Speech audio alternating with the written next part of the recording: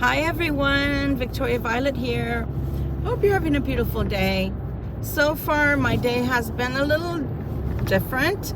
I ended up in New Boston, which is pretty far away from where I want it to be, but took in some beautiful video.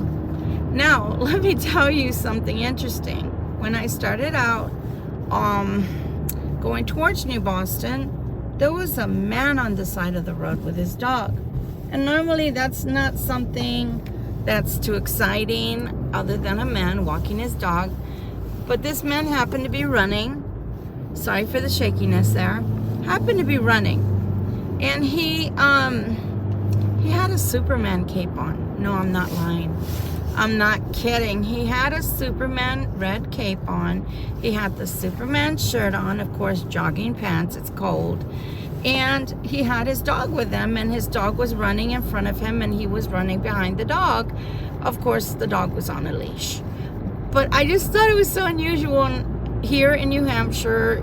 Don't know. Look, if you can see the lanes, there's hardly any lane as it is.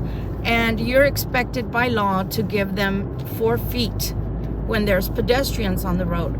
How? I don't know. Other than coming to a screeching halt, I'm not sure. However, that's what's expected of you in New Hampshire, is to give the right of way to the pedestrian. Weird, I know, in the middle of the woods, but that's the case. So I moved over and he waved, thank you. And I just thought it was so unusual, but then again, there hasn't been anything boring about New Hampshire so far for me, because every day is a different adventure, and every day I get to see something different about New Hampshire and its people, whether it's a transplant like me or it's a native New Hampshireite. I'm not sure, but that guy, he made my day, because today and this morning all I did was post about childlike things, not because of silliness, but because sometimes you've got to be silly and stop being so serious about life all the time. And you have to play, even if you're an adult.